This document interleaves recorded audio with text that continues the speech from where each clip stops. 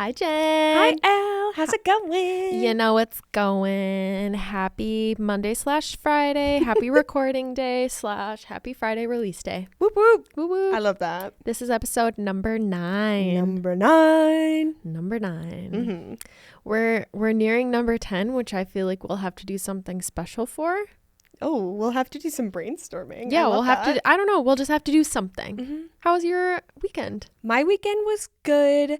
I wasn't feeling the best still. I don't think I said anything last week. Last week I wasn't feeling the best, but I'm over it now. You're so over it. I'm so over it. It's so in the past. Blocked, reported, deleted, if you know what I'm saying. Mm-hmm. Yeah. How was your weekend? My weekend was really good. I went to Austin, Minnesota. I celebrated my boyfriend's nephew's 3rd birthday, and it was a rager. Man, that kid knows how to throw a party. Be. Yeah. Slay. He knows how to party. Mm-hmm. Little Arlo. Oh. He's so cute. He wore jean overalls. Stop. Yeah. With black and white or black and red Nikes. Talk about style. Low dunks. Talk about slaying. He major slay. Period. Mm-hmm. It was I giving love it. urban farmer chic. Oh. Mm-hmm. And then yesterday, I was so tired. It felt like I was hungover. I did not have a stitch of alcohol all weekend, but I was just so tired. That spring forward really got me Daylight forward savings in. fucked me up as well. Yesterday, which was Sunday for us. It's Monday today. So Sunday, I had to get up at 5 o'clock real time. So 4 o'clock Ew. daylight savings to go to work. Disgusting. Yeah, if I'm a little off-centered, off my kilter, if that's the right fucking word. Off kiltered. I know what I'm talking about. Yeah, you do. Yeah. You're a professional. Just not an expert. Sisters, not twins. Exactly. You get the vibe. Yeah. Today, what's our episode about? Today, we want to talk about our design process. Heck yeah. Which is going to be really cool because we're going to be able to shed some light on a couple of different areas that graphic designers can go into. Mm-hmm. As Jen has mentioned in the past, our design processes between the two of us are very, very different. I think that people who aren't graphic designers or designers or in the art realm at all can take away a lot from this, because I think that if you're a small business owner, if you work for another company, you have to deal with marketing at some point in time. I feel like being aware of how graphic design processes work in any capacity, it's really beneficial. Also, it's just kind of fascinating. So I agree. If you have no connection to it whatsoever, I think you're really going to like it. Yeah. So I'm going to throw in a disclaimer. You cool with that? Absolutely. Awesome. You do that. So a disclaimer for this week, especially when it comes to our design process, a big part of this is it's very unique to my position and to Jen's position. We're not saying that this is the end all be all. We're not saying that this is the way it has to be done, based off of my research and how I've tried to do things in the past, and then what works for Jen in her position. That's just how we're doing it. So take everything with a grain of salt. Mm-hmm. Make sure that you know that whatever we say, we're not saying it's Bible. Okay. Yeah. There's some wiggle room in there. We could eventually change, maybe in a week, a day, a month, a year. We don't know. But that's the disclaimer. So I think that we should just get into it. Should we get into it? Yeah. Get into it. Yeah. As Doja Cat would say. Mm-hmm. Get into it. Yeah. Yeah. I love it. Okay. Go ahead, Jen. Okay. Take us on a journey. Oh, I'm going to take the wheel, as some might say. Carrie says that. So do I, apparently. So I guess I want to start by saying, disclaimer. Oh boy. I feel like my design process is a little unconventional compared to other people out there, and maybe even to what non-artists or non-creatives have in their head for a creative process. Yeah, I don't really work with clients like Alex does. I mean, I guess I kind of do in the sense that I work with different departments in the university, but I'm not working with a Farmer Joe down the street type of client. Mm-hmm. You know what I'm saying? So that's kind of what makes my process a little different. I feel like I don't really have to show my steps along the way, or I feel like I have a little bit more freedom when it comes to things, which I'll get into. So first, if you don't remember from other episodes, or if you've never met me before, hello, I'm Jen. I'm a graphic designer at a University of Wisconsin Superior in Superior, Wisconsin. If Go you bees. can imagine that. Go fucking bees, baby. What are you guys again? The Yellow Jackets. Yellow Jackets. I was going to Close say enough. WAFs again. Same realm. Is it? Anyways, back into today's episode. My process at UWS is a little bit different than even my college process, I would say. So I'll start by first getting an email from my marketing manager, hello, Heidi, who is remote, so I don't get to see her in person, which is sad. But yeah, first I'll get an email from her, and it's like, hey, here's your next project. It'll give me like the specs, the scopes, all the details of the event or whatever I'm creating for, and then like sizing, any imagery or kind of like inspiration that they might have, which I don't get that a ton. Would you call like those like your design guidelines or project guidelines? Yeah, I think that's a good way of putting it. Okay, cool. Yeah, for those who might not know what I mean by spec, that's definitely what I mean. Like all the details of everything. From there, this is probably a little bit unconventional, but even before I start working on things, I start organizing my files. So on a Mac computer, it looks a little bit different if you haven't used a Mac before. You can make folders upon folders upon folders upon folders, and you can do however many fucking folders you want. Mm-hmm. If I open my computer right now, I bet you probably $100, I have close to 300 or 400 different folders. Like, I go crazy with the organization, but I think that's really important because I work on a team, and especially in a marketing team, other people are going to have access to my files or need to get to them. So I have to label things properly. And they need to be organized because however you are organizing may make sense to you as a graphic designer, but if it doesn't, almost like you have to organize in layman's terms in like a simplified way, so that way whoever needs to access your files from your team can do it easily. It's almost like it needs to be user friendly, right? Like a little bit of like you have to UX design your folder system. Adding that to the LinkedIn profile, UX designer, user experience. Yeah, I love that. Exactly. I organize the absolute living fuck out of everything I do. The way it works with the university, I'm working with a bunch of different departments, right? So I have pretty much a folder for every department. And then within there, I create actually, in some, I have the year. So 2023, 2024 for as long as I've been working there now. And then I will go into the specific project, right? So let's say I'm making a pamphlet for a band concert that's coming up. I would start in like the music folder and then go into 2024 and then do like band pamphlet or whatever I just said. I can't even remember. But yeah, you said that. Yeah. And then from there, I'll do like a design file folder, my drafts, images that are used. If like another logo from that department is used, it'll go in there as well. So I go ham with the labeling and the folder making because you kind of need to. You do. It's extremely important. So yeah, I'm basically making a folder for pretty much everything. And then I start making shit. I predominantly use Adobe Illustrator and Adobe InDesign, which InDesign is the absolute fucking bane of my existence. I hate that program. Sorry, it's controversial, but I do. It is. I don't dislike it, but I feel like my uses for it are a little bit different than yours because I use mine for presentations. Yeah. And to me, I used it as its simplest form. I almost see InDesign as like an Excel.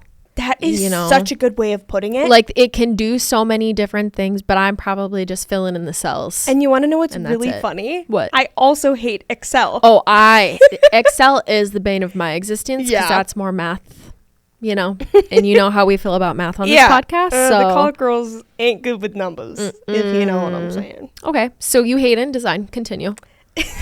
That's enough about that. I could talk about that for hours upon hours. So the next thing I do is make my artboard, which is basically the canvas, I guess you would call it, but digitally.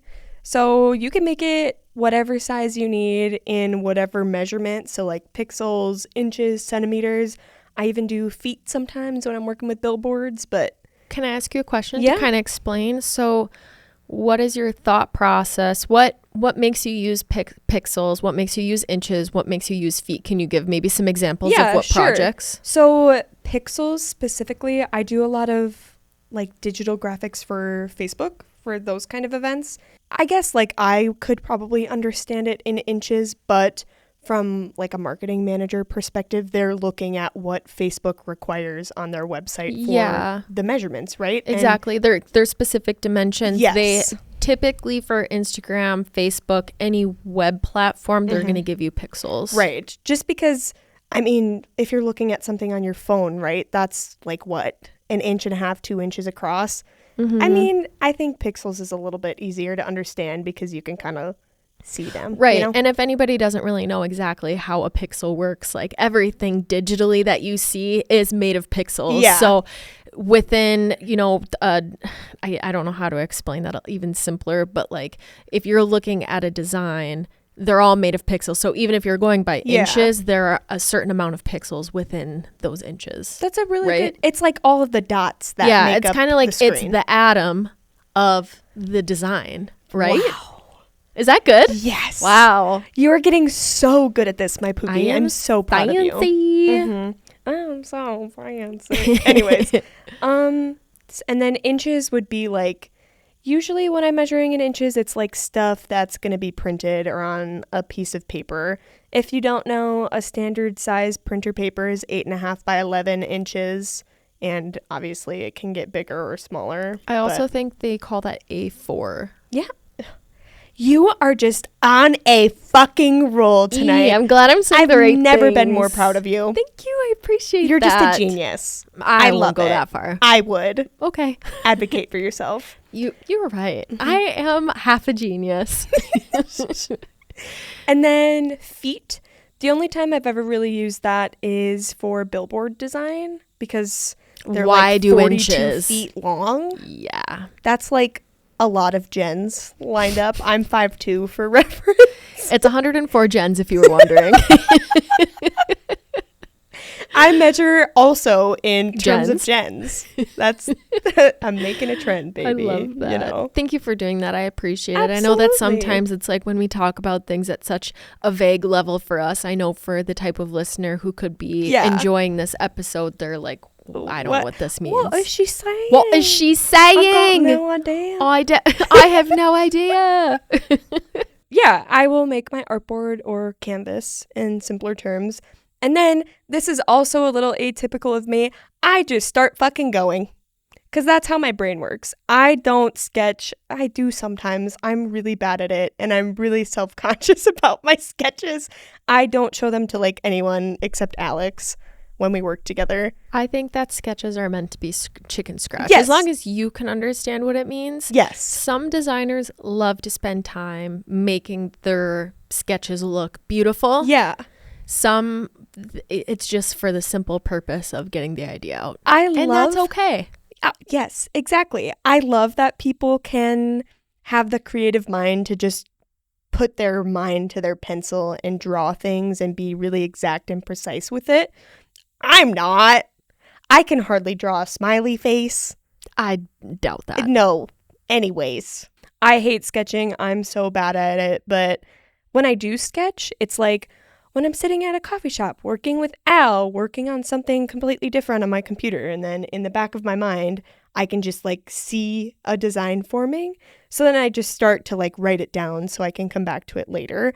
Also, this is a weird side note. Sometimes I dream about designs.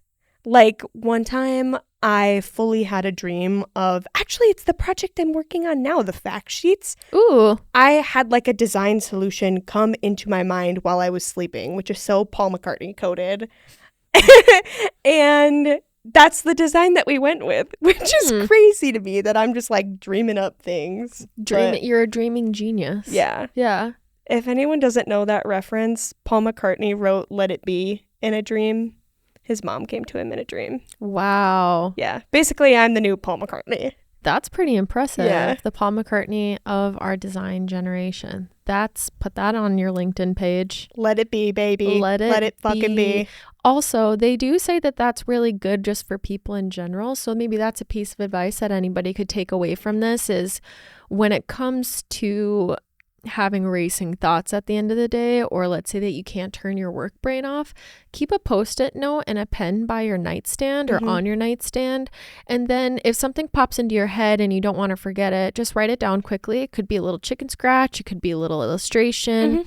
You can even do that in your notes on your phone if you have that option, but just get it out of your brain and then you can always revisit it later. Yeah, I actually do that because you bought me a journal and I keep it I forgot I did that. Oh, yeah. Just when I was like casually having a mental crisis. Anyways, That's okay. Yeah, you bought me a journal and I keep it next to my nightstand on my side of the bed because I have 2 nightstands. But yeah, I have a pen by it, and if I ever like think of anything or if I'm in bed and just like have a random thought, I put it in there. So thanks, Al. Maybe I need to get you a notebook. Oh, no, I have so many. Please don't. Okay, I won't. Maybe I'll get you a nice pen. Oh, I love that. That would be great. Yeah, okay, so I hate sketching.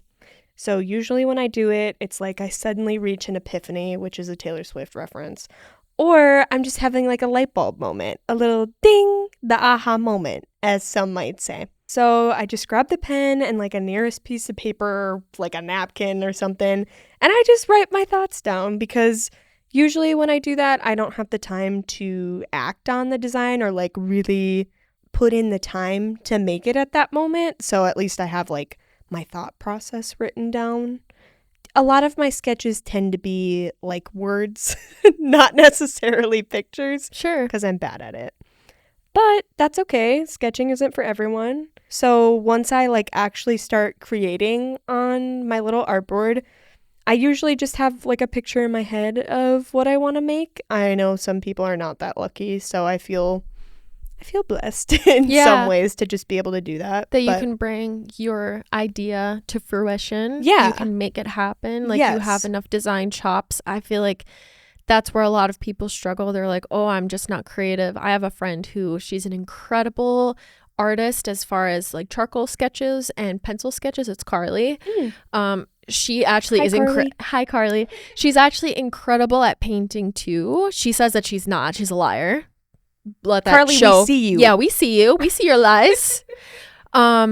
But yeah, she's an incredible artist, but what she always tells me, she's like, I just don't know how you can just like come up with ideas, you know, kind of like when it comes to logo designer, like for you, when something just comes to you, she's very much, she needs to see it visually, and she almost like collages things that already exist together. Ooh. And then her craft is the more replicating the more of like the medium itself, rather than it being the creative process of coming up with something organic. That, though. Yeah. Because you need to have both sides. Yes. You need to have 2 different kinds of people. Absolutely. Because that's where it's like, if you have a creative like me who does that, and then somebody like her who just executes on an incredible level, that works perfect, you know? I love so it's that. Like, that's a cool collab opportunity in the future. For sure.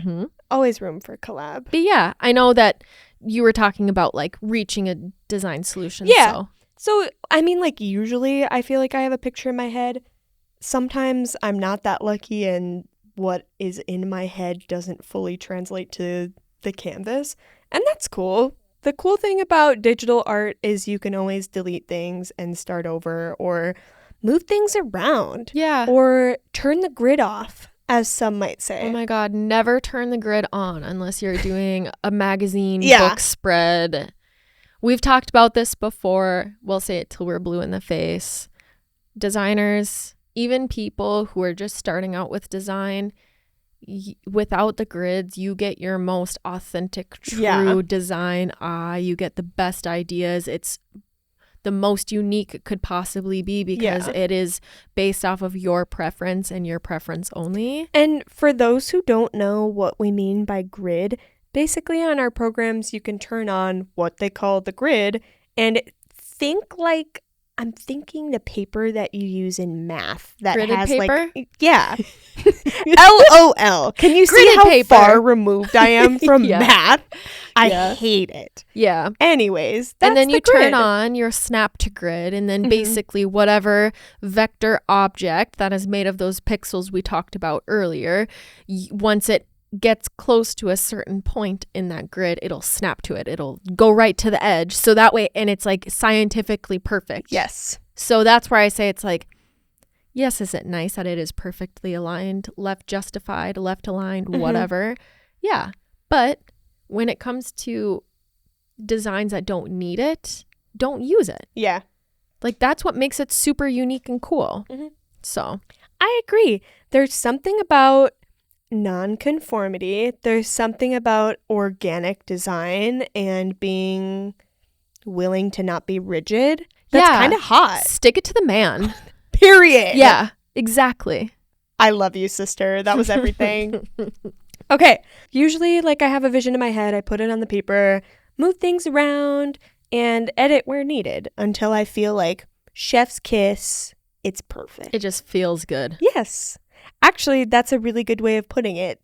Sometimes you don't know if a design is done. Technically, you can work on things forever and ever. Amen. You know what I mean? Oh, I know. I know you get this too. Sometimes you just have a good feeling about it and you stop and send it to whoever needs to see it. So in my instance, I send it back to the marketing manager. Sometimes I'll hear feedback or like, hey, this is awesome. Sending over to blank. And then sometimes it'll be like, oh, I think you're on the right track. What if we added X? Or what if we changed Y to Z? Little things like that. I've never had an experience that was like, oh, this is something. We need to completely redo it. Yeah. But I mean, I'm always open to that. Well, true, but it just means that you're a really good fit. And it means that also, like, the line of communication. It's also nice too, when a project goes out and there's maybe no edits, it means that the person explaining the parameters to you did a really good job, but then you also interpreted what they were giving you excellently. So that's kind of cool when that happens, because like you said, for me, it's rare that happens, but it's nice in your professional setting that that's pretty rare if it were to. I agree. It's nice. Another part of my process, like sometimes if I'm just not really feeling that feeling we just described, or if I just like want feedback before I send it to the higher ups, I'll show my coworkers, I'll send it to Al, I'll send it to some fun people in my life that are interested in my art and just be like, hey, what do you think of this? And I really like doing that. I like getting a outsider perspective. As somebody who has a design education and has spent a lot of years of her life doing art and learning about all of the history and design choices that were made by very higher up professionals, it's nice to get an opinion from somebody who doesn't have those thoughts constantly swirling like in their those head. prejudices or the bias that a typical designer would. It's almost like, okay, you are a normal person in everyday life looking at a sign, looking at this brochure. Is it working for you? Are you getting the proper information you need to Exactly. be? I feel like that's a lot of what you do is, this is where, and this is probably something that also infuriates you, but when people just think that being a graphic designer is about making things that are pretty, that pisses me off to no end, because yes, does it need to be aesthetic and beautiful? Absolutely. That's our job. But we also have a job of providing the proper information and making sure that it is easy to read, or it's easy to understand what you're trying to get across. Because if the message is not well received, then that's a poor design, in my opinion. I'm going to take a minute I agree with everything you're saying, and I'm going to piggyback off of that.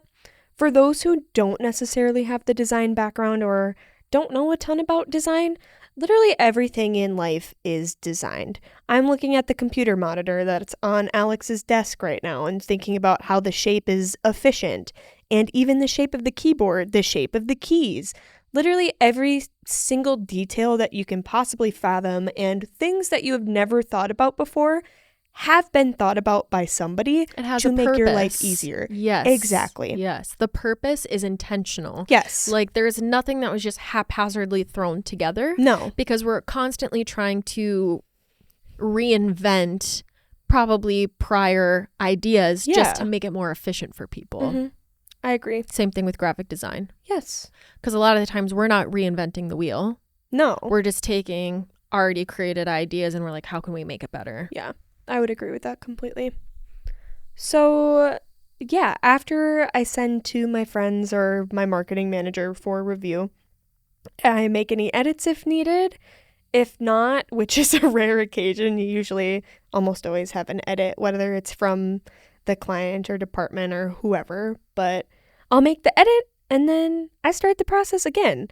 Also, an important thing to note is I'm never just working on one project at once. And to think that is such a simple mindset. Mm-hmm. I have probably 20 to 30 different things floating in my mind at any given time, if not more than that. Granted, it's not all things that I'm working on at once, but things that are intertwining or completely unrelated, they're just always in my head. I don't turn those thoughts off. Yeah, but also, I don't know if that was obvious or not. When we talk about Jen's position, she is the only graphic designer for the whole university, Well, outside of athletics and outside of other things. Yes. And I know that you guys are looking to expand to maybe take away some of that pressure on you, but I don't want to downplay the amount of work that you have. Yeah. So that's kind of the main thing I want to say is Jen has a full plate, and as a designer, you have to be very careful about how much you invest into one project, especially when you're in Jen's position, because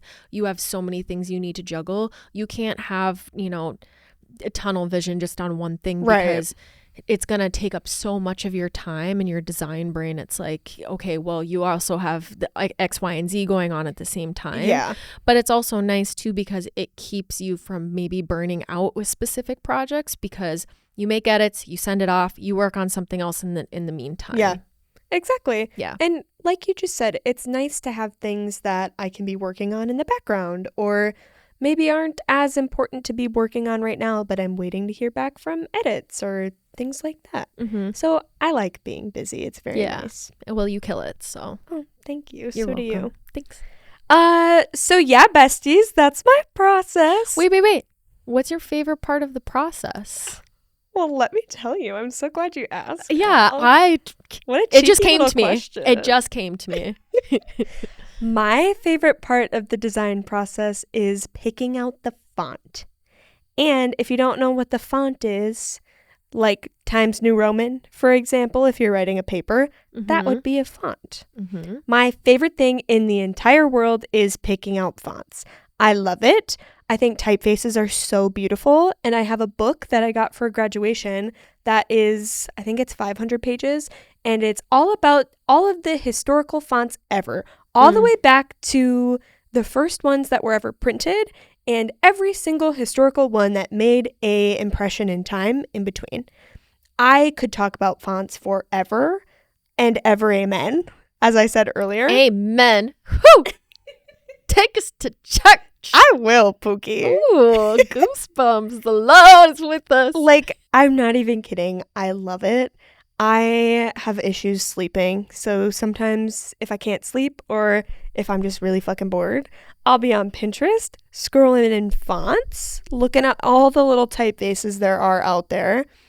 I'm a lover of funky typefaces, and by funky, I mean things that relate back to the 60s and 70s. Jen is a disco babe. I am. She just got a disco ball tattoo not too long ago. So whenever we can involve that in design, it's a good day. Yes, I love it. Like, more than anything. Yeah.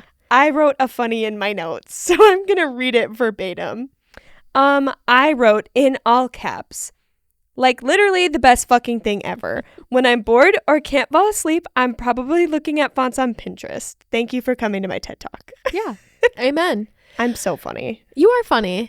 I love that. I love that you put your little twist on it. And I think that it was important to share that it was in all caps too. I do have to say one thing that I found very fascinating in school when I was learning about fonts. So fonts, typefaces, kind of unanimous in a way. Typefaces are a lot of times the technical term that I would say. Yeah. Font families are if you have like bold, different weights, Yeah. like different things. There's oblique or italicized, which is they use kind of those two terms as well.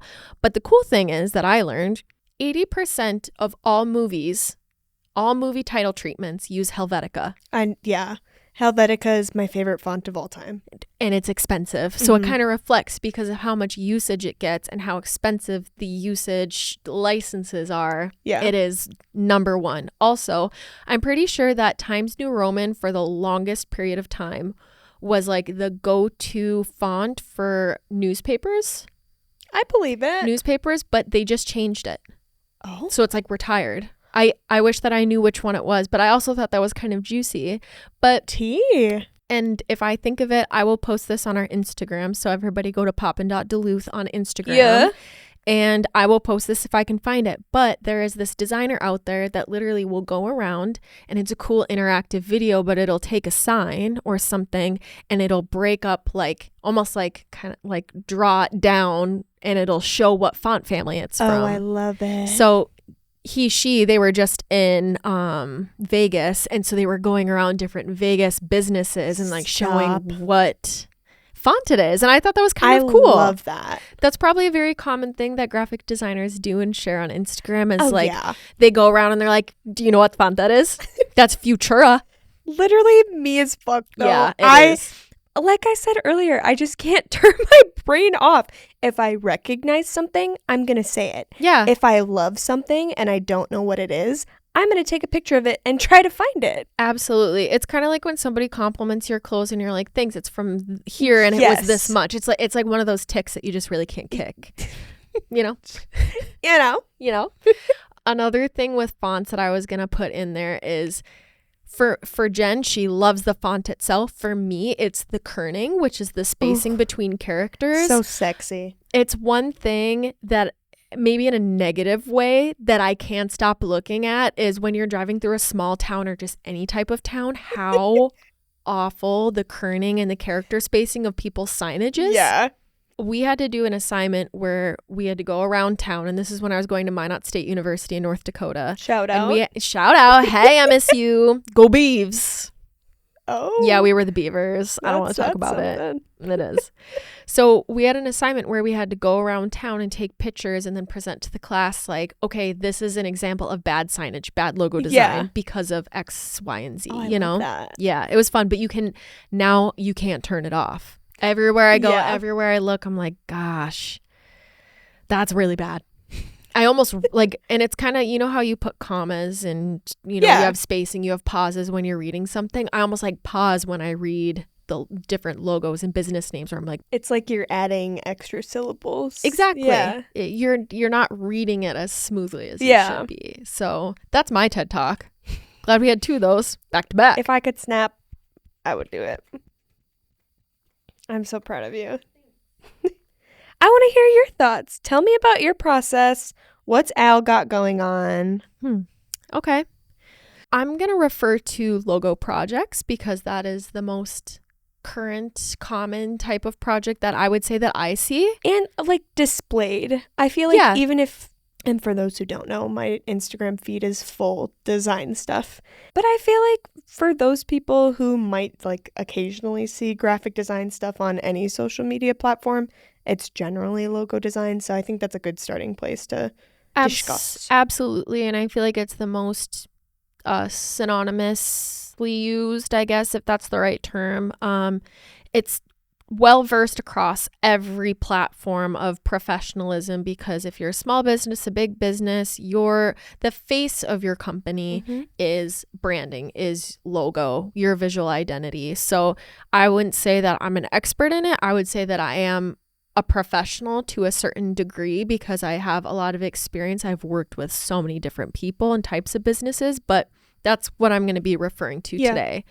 So I'll probably start off with how the client reaches out, and that has a big shift on how I approach the project. So most of the time we're getting referral from family or friend, whether that's word of mouth or they see a project that they had maybe shared that we had done with them in the past, or it's a previous client, kind of like I just explained. But if they just so happen to find us on Instagram, it shows up on their Explore page, or maybe somebody shared it and they have no connection whatsoever. A lot of the times we do get reached out on Instagram Messenger. We used to get reached out to on Facebook Messenger, but I ended up turning that off. I can't turn Instagram off, and I also feel like it's not as common there for some reason. I don't know if it's the age or the type of crowd that's on each platform, but the reason why I wish I could turn it off, and why you might see in a lot of graphic designers like a little bio, in their bio, exactly, is they'll say no DMS, no direct messages, like call or email only, or like contact us on our website, is because you are too attainable, you are too easily accessible to the client. It's so easy. I think about Facebook Marketplace, where they already have like the scenario popped up for you, or the message pre-typed where it's like, hey, is this still available? All you have to do is press send. It takes no energy, thought. There's no intention there. They can just be like, hey, what are your prices? What is this? I want you to do my logo. Like, and it's so unprofessional, where it's like, if you want to hold yourself to a certain standard and have people take you seriously, I do think that there needs to be that boundary drawn where people can't just reach out to you haphazardly and just, it's like you're taking the time to craft a professional email, or when somebody calls you, you're making sure that you're following the same process and you're asking them the right questions. It's like, to make sure that you're working with a client that respects that same level and reciprocates it, you need to make sure that they follow up with either an email or a phone number. So that's what I'll do. We got a email today that basically said like, how much do you charge for exterior or interior signage? Everything that we do fabrication, even now graphic design. So I don't know if that was obvious, but Pop and Dot, we are graphic design. That's kind of my area. And then metal or mixed media fabrication is my dad, Greg, our other co-owner. But I handle both. I am the main contact for social media. So when people reach out to us and they ask very vague, like, what do you charge for this? Okay, well, do you want interior? Do you want exterior? Yeah. Very different even in that. What is it, powder coated? Is it metal? Is it wood? How big is it? Like, you're providing no details. Right. And you just want me to just throw a number to you. Also, how are you to know if they already have a logo or not? Exactly. There's so that could so be a part much. Of it too. There's so much that needs. It's so vague, and also it's a dangerous place to be just in business in general, because let's say that you throw out a number, and then once you get all the information, that number is so off. Maybe you like lowballed the budget. Yeah. Or maybe you overdid it and now you lose the client right away because they're like, oh, I can't afford 10 grand or I can't do this. Or it's like, but if you maybe lowball it a little bit and you come under budget, they're like, oh, great. That's awesome for what they were expecting. Or maybe when you do say, well, that's going to change the price a little bit, they'll be like, oh, well, you messaged us right away and you said it would be between 3 and 4 grand and now it's 5 or 6. So if you're a potential client out there and you're reaching out on Instagram, make sure you're taking the time to at least be willing and open if they redirect you to email or a phone call, to be open-minded to that and to follow through. If you're not interested and you're kind of just shopping around, that's okay. But maybe wait and just go to email or, go to their contact page and submit a project request or for an estimate or quote. I just feel like it's easy. Yeah. Well, and it's not wasting your time and it's not wasting their time. A common theme of discussion for us. I hate a time waster. It is, because you think that, oh, it's just this. But if you think about it, we care about our work so much. Every project potential client that I get, I'm excited about it. There's something so unique to each and every project that makes me giddy to get going on it. Mm-hmm. So if you reach out and I'm attracted to it, and I'm like, oh, I can't wait. And then you never follow up and you ghost us. It's like, why did you reach out in the first place? Right. Respect my time. I'll respect yours. Period. So that's kind of how I feel about social media. So I love it when people email or call us directly, because then the serious clients, I will set up a consultation phone call. We talked about this in our last episode. You'd want to make sure that you're a good fit, right? Jen doesn't want, if she were to be working freelance, she wants to make sure that not only do personalities align, you want to make sure that you feel the client is going to be that you can get a hold of them when you need to, that they'll be responsive, that they know what they want. A lot of issues I run into with clients is they aren't ready to make a decision. When you're running through all of these different rounds of revisions and you're running through each stage, the project seems to be drawn on, or they're taking a while to get back to because they're presenting whatever you guys have been working on to outside sources, or they're sitting there picking apart every single detail. And I would say if you can kind of see that from the very beginning, maybe it's just not the right time to start the project. Maybe eventually they'll become a good client or a good fit for you. Yeah. But maybe at the time they're just not ready, even if they think that they are. So that's kind of the nice part as a graphic designer is use your professionalism to kind of show the client where you think that they should be. Because a lot of the times they're just looking for advice too. Like, where do you think that I should go with this? I feel like I'm ready to do a logo design, but maybe they haven't even picked out the name yet. Right. So there's really no reason to start a logo design or brand identity if they don't have the name. Exactly. There's a certain process.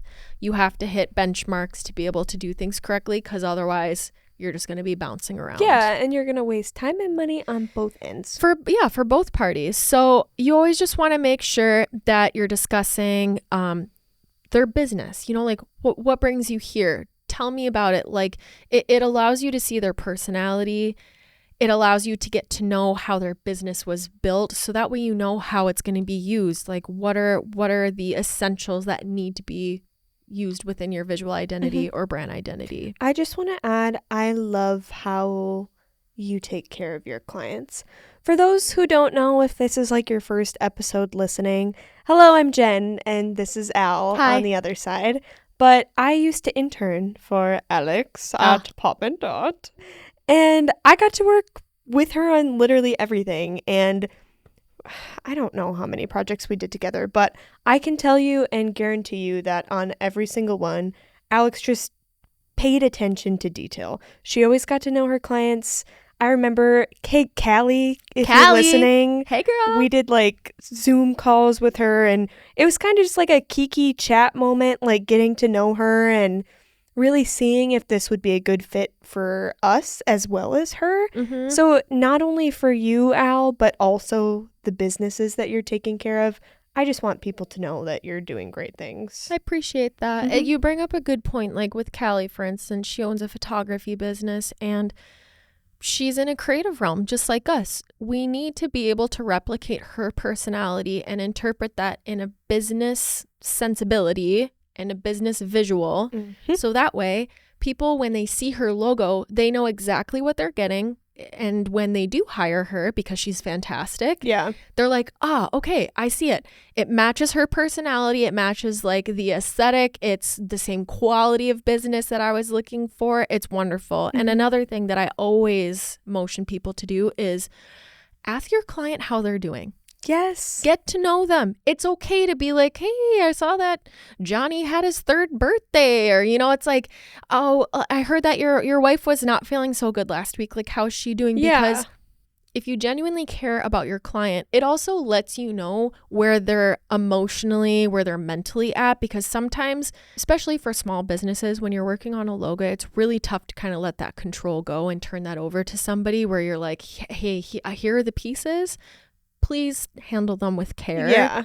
You need to do that to be able to take care of the person too, because if they're not mentally or emotionally stable, they've got a lot going on, it's best to just give them a little bit of space, right? Like you need to be able within the parameters of what you'd agreed upon. And that brings me to my next thing is, you know, talking about timeline, budget, expectations, but everything needs to be agreed upon before you get going on a project. And that needs to be put into a contract. Yes. Say it louder for the people in the motherfucking Contracts need to be a staple. Yeah. If you do not have a contract, and I say this for actually all business. I would back that. Holy shit. If you don't have a contract, and unfortunately, it happens on both sides. This is for both client and for both the professional. Mm-hmm. I have seen clients take advantage of professionals, and I've seen professionals take advantage of clients. Yeah. For professionals, if you have a contract, know that thing front to back. Make sure that you understand it in its simplest terms. Also, when you do a contract and you turn that over to your client to review and to sign and date, make sure that it is simple enough for them to understand. Right. We're not trying to pull wool over their eyes. We're not trying to confuse them or take advantage of them. Make sure that it just hits the basic needs of what a contract needs to be, and then that's it. Period. You know, I've worked with the state a couple times now for some conferences, and our contract needs to go over to them for review from their lawyers. Thankfully, ours is so simple because I could totally see a lawyer picking a contract apart and being like, well, what does this mean? What does this mean by this? Because that's their job, is to protect that entity. But Also with the contract, they need to make a payment installment, so a down payment on it. What we do is 50% up front. What that typically does is it will protect myself. So let's say that I'm 2 to 3 weeks in on a project and then the client is like, I'm just not ready to continue for whatever reason. Or if I feel like the client isn't respecting kind of like the guidelines and the rules that I, put in place to make sure things go seamlessly for both of us, I can step away, and I put that in the contract saying at any point in time, if either party disagree or feel like it's not the right move to move forward, that's fine. We'll part ways. But the down payment, the 50%, is to protect the work that I've already done. Right. Because I put a lot of energy and work into each stage. A lot of the times I've only had a couple of projects fall through in the middle, but I at least feel comfortable knowing that I'm taken care of. Yeah, you have to protect yourself. Absolutely. And time is money, right? So even if I haven't given you a physical product, I don't charge for phone calls. I don't charge for emails. Yeah. But email corresponding takes a lot of time and energy. No kidding. I don't mean to get off on a tangent there. Sorry. This is I just, think that was needed. It's so very detailed. There's Yeah. so many different layers and elements to this, and it's all important, right? And that's exactly what this episode is about, to shed light on people who don't know about these things. So Absolutely. speak your motherfucking truth, babe. I will. I'm going to keep speaking. Yeah. Talking about the contract and first payment installment, I am very firm on this. Nothing starts until those two steps are taken care of. I have had people, I've sent it off and they're like, oh, we got to review the contract, but we've already paid, so let's get going. It's like, no. I don't do anything because I don't want to get caught in a position where they're like, well, now you owe us this, or like we've already started but they don't agree to the terms, or maybe they're already breaking rules that are very distinctly, outlined in that contract. So always make sure that those are done. But after that, let's get the ball rolling. Let's get going. So we're talking about logo design or visual identity. I haven't done a full brand identity yet. I would say that I've done a full visual identity for T&T Exchange. Jen was actually in on this project. They're local to Duluth. Yeah, that one was really special. I think that it borderlines brand identity to visual identity, but I don't think that we created enough elements to consider it a whole branding. Do you want to talk about what the difference between those might be? Sure. So visual identity is going to be logo variations. Maybe it's a pattern, a custom color palette, different elements that you can use as at its simplest form, I guess.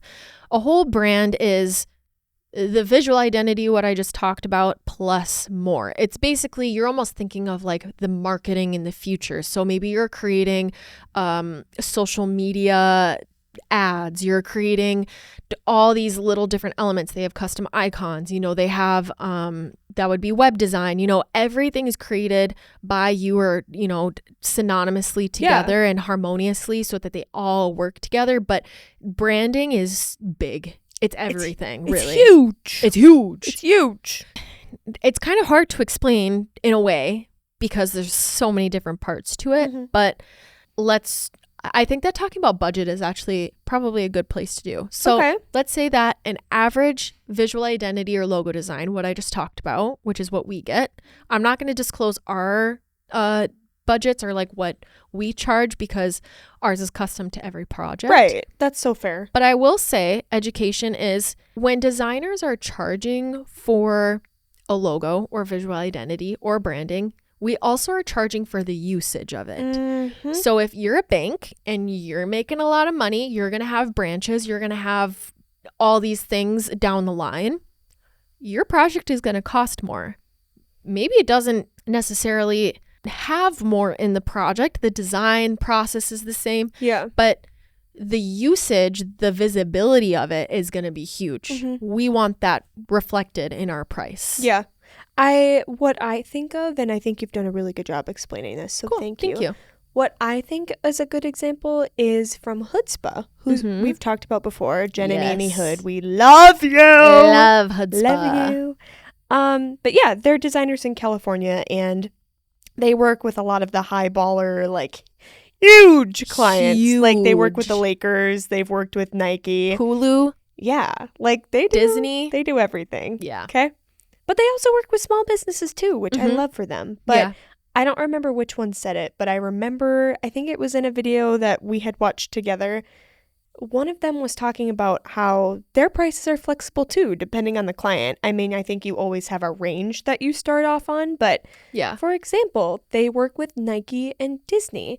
Would you charge Nike and Disney the same amount that you would charge a little small town farmer down the street who's looking for a logo? Yeah. Absolutely not. You cannot charge them the same thing because think about who's going to be seeing the stuff for Disney and Nike compared to the little farmer. The audience size. Exactly. Absolutely. Yes. I'm really happy you brought that up. It's a good point. So let's say that Nike reaches out to us and they say, I want you to design a logo for this new shoe that we're coming out with. So it's like Nike times whatever, like it's a collaboration, right? So that's a new logo. It's probably super simple work. Right. It's more in the concept of it, right? You're selling the concept. Right. It's not the physical design. The project is probably pretty quick unless it has to go through different stages. And that's another thing that you have to think about with price. Think about how many people you're going to have to communicate with, how many steps it takes just to get one part completed. If it's complicated, that needs to be reflected in the price. But like you said, if we're working with a farmer to do a quick logo, I could see that being $2,500 to $5,000. Yeah. So like I said, these are not Poppin' Dots prices. This is not what Jen would say. I'm just saying average for a standard logo, just black and white, some colored options. You're looking at $2,000 to $5,000 on average. You start going up in different levels of logo packages and what you're adding on. I mean, sometimes logos can be from 10 to 15 grand. Sometimes, so let's say now brand identity is what we're talking about for big corporations like Nike, McDonald's, I mean, the list goes on for the big things. You're looking at 150, 200, $500,000, $1 million. Like, I mean, the amount that people will pay for large things like that, large businesses, it's crazy. It really is. I agree. So, but it takes a lot to get to that point. And there's also credibility there, right? The people who are charging that amount definitely deserve to be charging that amount because they're trusted, they're well known in the industry, they know their shit. Okay. I'm going to move on because I want to kind of wrap this up and make sure that we're not missing anything. But my favorite part, because Jen kind of talked about hers. So my favorite part of a design project for logos. So now we're talking about visual identity. It's very at its simplest form. I would say that my favorite part is the first stage. It's the logo discovery. So I sent out a design questionnaire to the client. I also take notes during our consultation call. If there's a follow-up call that needs to be made, just to make sure that I'm getting the whole story, all the history behind it. I love researching because the way I design very simply, our logo here or our tagline here at Poppin' Dot is make it simple but significant. I live and breathe and die by that. I think that it's a perfect example. So I think that for me, you kind of look at graphic designers sometimes too, and you're like, oh, they've got a style. I don't think that I have one specific style. I think if I had to pin it, it would just be simple and modern. I think it's clean. It gets to the point. But my favorite part is incorporating little like Easter eggs, little hidden gems, little pieces of research that I've found that tie in the business or the owner or something that happened that relates to the business. And you put it in there and you leave it for spectators to find. I love that. It's so cool because a big thing that we talk about is, logo, visual identity, or brand recognition, which is the ability of your patron, customer, patient, anybody who comes in, how likely are they to remember your visual? For example, and I think this is probably the number one example ever given, think Nike. What is the first thing you think of? The swoosh. The swoosh. Absolutely. Obviously. Or like McDonald's, the arches. I think of Coca-Cola. Yes. Very specific font. There's a lot of businesses out there, or corporate companies, I guess you could say, where the Starbucks, okay, this is a really good example. Yeah. Because Starbucks has technically the same logo since they very began, but they've just done different variations. They've literally just taken things away from it and then added things back on. So subtract, add. And that's how they've gotten it.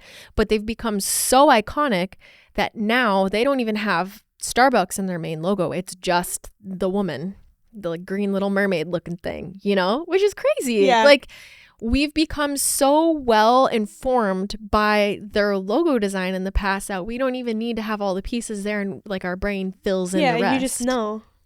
So that's why I think that the logo discovery phase is so important. So what I do is I take the research, I take all the info you gave me, I put it in a presentation. I basically try and sell you on your business in a way that I know that you know I know what I'm talking about.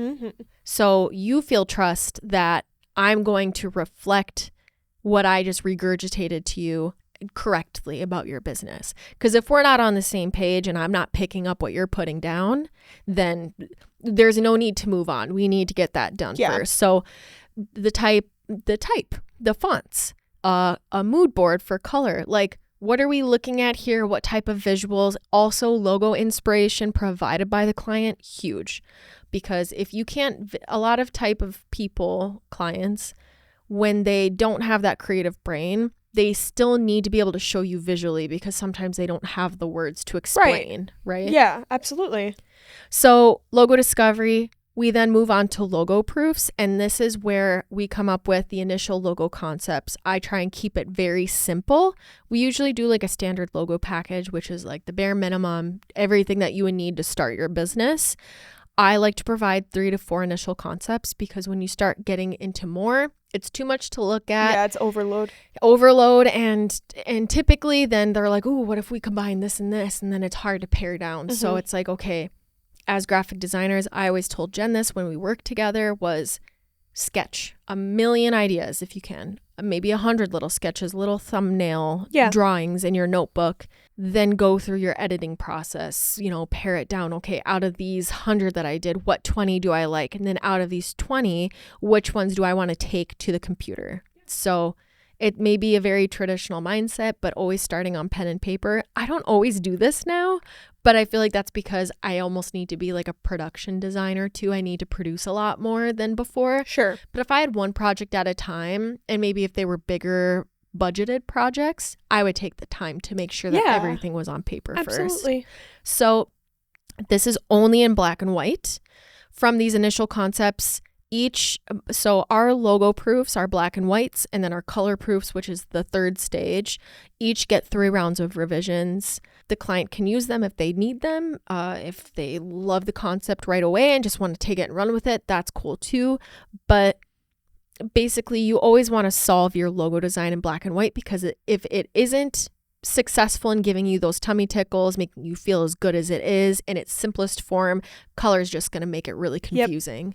So just because there's color in it does not make it a successful design. If it isn't successful black and white, there's no point. Agreed. So as I said, we move forward with color proofs. We give a couple of different palettes. This is where I start bringing in different mock-ups so the client can now see this is how you can use it. Here's t-shirts, brochures, signage, put it on a coffee mug. Like, I like to do mock-ups, product mock-ups that pertain to the business. So if it's skincare, if it's a restaurant, if it's whatever it is, I want to make sure that they're able to see different things that they can use that are in their wheelhouse. Another thing that I add in there is I always make sure that when I'm reviewing these projects with the clients or these different stages, these different steps, we're doing each one over a video call. And that is because I used to just send it over and then tons of questions, tons of edits would come in, but that's because they didn't understand it. So we're talking about Nike, Coca-Cola, McDonald's. Their logos, when you look at them, they don't make sense. They have nothing to do with what the name says or what the business says. Literally, what is a swoosh? They're very vague. It almost means nothing. Yeah. But they're iconic and classic for that same reason. So that's what I try and show my clients because I want them to see it doesn't need to be on the nose. Right. It doesn't need to be obvious for it to be successful. And I think that's where a lot of small businesses struggle when it comes to their visual identity and their logos, is because it's like lawnmower. They do lawn care. They got blades of grass. They got a lawnmower. There's a guy mowing the lawn. Like, okay, we get it. Great. Okay, we get it. We get it. There's nothing special about it. There's nothing unique. Do you know how? That was a good one. Well, yeah. It's just, how many people do you know, like, that it doesn't make anybody think. No. A logo that makes somebody think, where it's kind of obvious, but you allow the client to make a connection by themselves. It's like your customer base, your target market, your target audience. Don't treat them like idiots. They want to be able to figure it out. I love that. I love thinking about things. This is a side topic, but with logos, my favorite types of movies are the ones that you have to think about. Yes. It's not fun to just get the answer thrown right at you. No, I think that's why people hate movies now, because it's obvious. You're like, okay, it's predictable. Exactly. You got to think the same thing with a logo. Do you want people to know what it is right away? If you do, fine, but that's a little boring in my opinion. It is a little boring. See, and this is where I think that my specialty lies, is because my job is to interpret what the client wants, and most likely they do want the obvious because they think that that's what they need. My job is to educate them and show them ways to do that without being so obvious. Like, here's a lawnmower. Exactly. So instead of that, it's like, well, what if the L in your business is shaped like a blade of grass? So it's ambiguous and vague enough, but it's also not the color of green. You know, right. Like, you're doing it without fully committing. Yes. Which is nice. So again, it's more for your clientele. Let them make their own connection. Let them solve it, because when they get that aha moment, they're like, oh, I see what they did there. They'll never forget it. They'll never forget your logo, your business name. It's the coolest thing. And that's what makes us happy, right? Mm-hmm. So that's exactly why that is a non-negotiable. I always go over things in the meeting over video, because if I'm presenting to them and sharing my screen and walking them through my design choices, it makes sense, because a lot of the times what they'll do is they'll see the design, they'll be like, I don't get it and I don't like it. Well, then I'm not doing my job pretty much. Also, what I do in my presentations is I kind of do a mindset prep. And this was actually what I took away from a Chutzpah course, was they tell you it's going to be a little odd. It's going to be unfamiliar when you see a logo concept, but don't make any rash decisions. Don't say yes or no right away. Revisit those designs over the next few days. Come back to it. Then write down your notes and then tell me. You can either tell me over a phone call or over an email. That's cool too. But let me present it to you, take some time, and then come back. Because if you're just responding out of like pure emotion and like your initial thoughts, it's not helpful to me or to you. I agree. So, let's say that we finally made it through to the end. The logos were approved. The color proofs were approved. Everything's good to go. I'm going to wrap that baby up. I'm going to make sure that all my design files are organized. They're easy. They're simple. I'm making your custom color codes. Yep. This is one thing that I don't think designers do a lot of the time. I've seen some other designers, when I've had to do sign design, they'll send me their logo files and they're a mess. I'm not perfect because I actually don't label my layers like I probably should. Same. However, everything's grouped together and it looks easy enough to read. My artboards are labeled correctly, so that way when I export my files, everything's good to go. Yeah. But one thing that I think is really confusing is, so for people who don't know, in Illustrator, you have like your color section, right? And you have all of these swatches and little squares that are listed, but it's best if you have your color palette there, nothing else. Delete all the other general colors that they automatically give to you that's generic, that just opens up with your file. Get rid of them because they don't need them.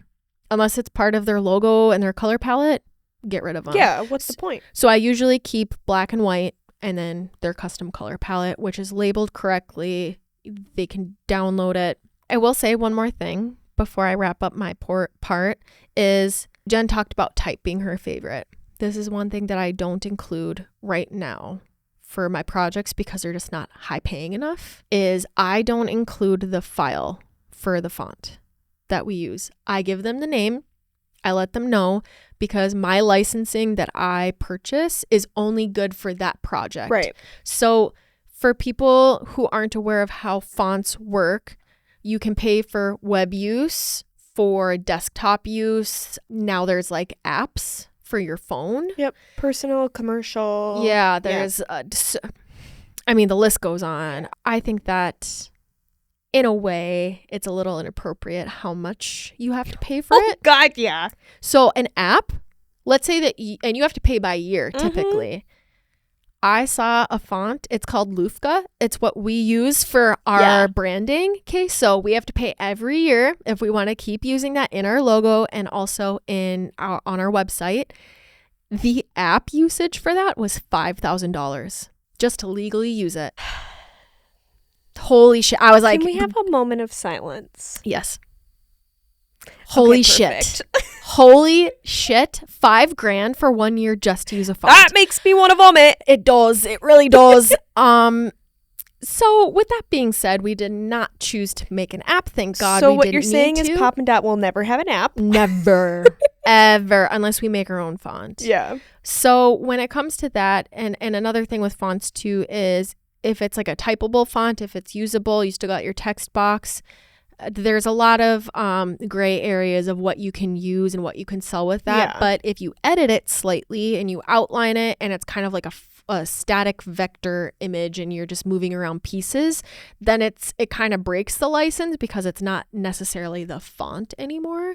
But anyways, I give them the font name. I show them the alphabet so that way they can make the match and make sure that they have it. But it's up to the client's discretion to use that in the future because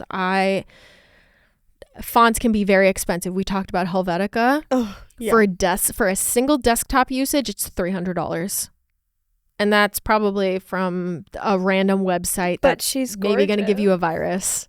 She is gorgeous. She's so pretty. I love Helvetica. I could talk about her for hours. She's a bad bitch.